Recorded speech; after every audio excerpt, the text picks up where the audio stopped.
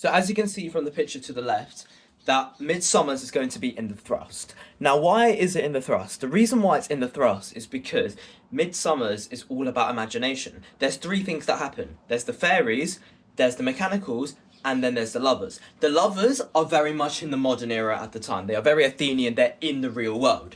The mechanicals pretty much the same. They do collide with the fairies, but they're pretty much the same. And then the fairies are very like, why? Yay! You know, they're very imaginative. They are very imaginative. And we decided that a good way to perform Midsummer's is by doing it in the thrust. Have stations on all four sides. Therefore, the audience can actually feel a part of the whole performance. They can really feel it.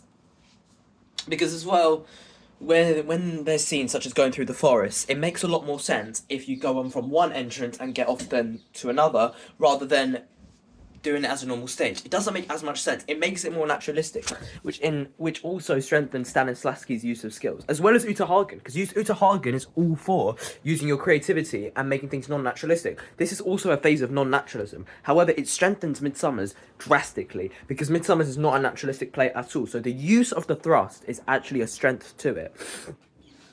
Excuse me. And then as well, we have to take down our thrust notes. So where do we get on, where do we get off, why are we getting on from there, why are we getting off from there, to make things realistic and to make things comedic. Because as Demetrius, I have to run on from the left side and get off to the right side, and then from the right side to the left side, etc, etc. It makes it more naturalistic to the audience to watch. However, it also makes it more creative, because the thrust is not exactly used as often as people would think. And also, with the strength of the thrust, we can actually say lines behind the audience.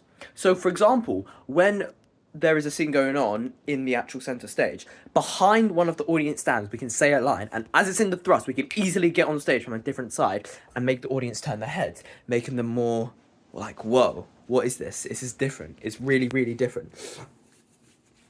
And you can further see as well is that we've got tech desk on one side, and we stay away from the tech desk as usual. And then we've got a rostra, and with the rostra we use that as our way of climbing, our way of using it as a forest. That is why we have a rostra.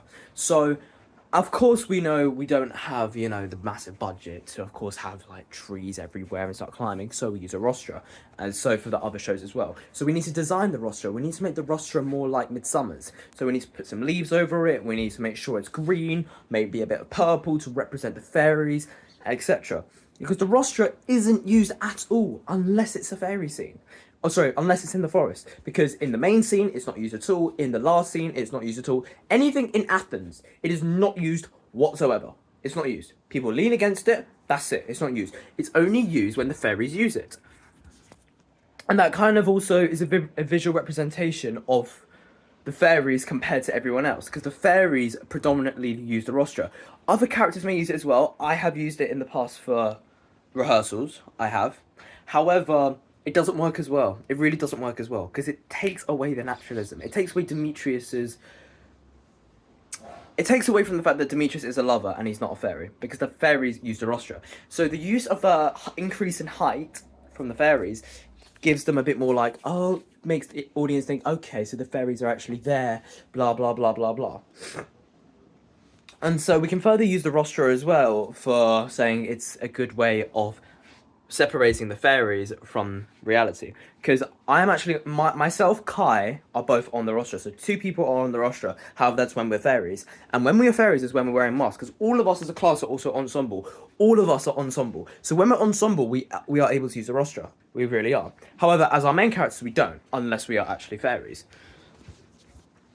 And plus, you can see from the photo on the left-hand side as well, or would it be the right? The photo on the side, whatever. You can see that we've got stage directions, we've also got the audience. We also need to make sure as well with the traverse where we can position ourselves, because it's very similar to normal stage. However, there are going to be times where you've got your back towards the audience, and it's important to actually stay within the four corners. There's four corners in the traverse, one on each side. There's 4 entrances and 4 exits. All of them are which the same.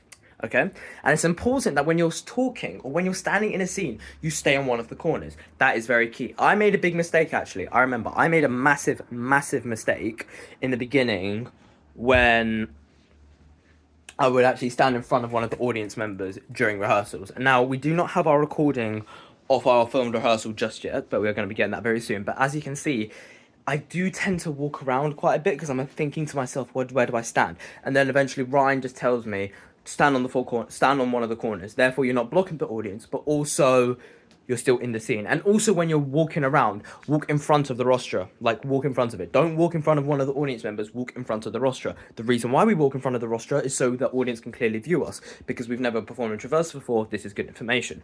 And now that we've performed... Sorry, and now that we're walking in front of the... Sorry, I'm speaking too much.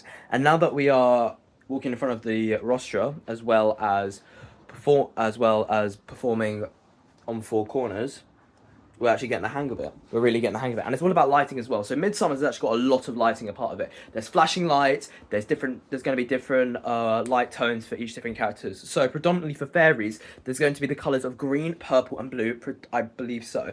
And for the lovers and the mechanicals, it's going to be clear, because the lovers and the mechanicals are in reality. They are not in fairy world whatsoever. But the fairies are in fairy world. They're in the imaginative world. They're in the world of the next dimension. Hence why they may have they're likely going to have different lighting.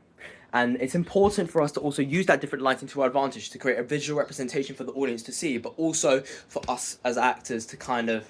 It gives, even though as actors we should know the order, if there's a brief moment where one of us is like, oh wait, where do we go? We look to the side, we see it right there, bang. So that's everything on Traverse at the moment. That's everything on the Traverse scene and how we can improve. How can we improve on Traverse? I'd say a big way we can improve on Traverse is actually if we can do entrances and exits from the top. Like if we could jump, because in the theatre there is platforms above, like at the very ceiling. I can't remember the name for it, but there's platforms at the top, and I think it'd be absolutely incredible if we used those to our advantage in Midsummer's. I think that would be incredible. But we'll see what Ryan says, and we'll see, of course, what the rest of everyone else says. But I think that's something we could improve on. Instead of using the 4 entrances and exits, the fairies could use that and jump off and have like a line. I think that'd be sick. I think that would really represent the fairy world, because a normal human being can't do that. So I think it would represent the fairies very, very strongly.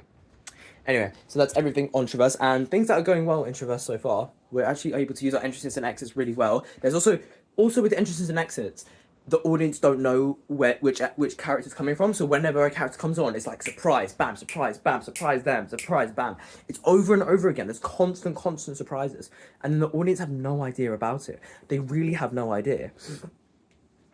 So that's everything on Traverse, and it's a good way. I feel like Traverse is a very strong method of acting.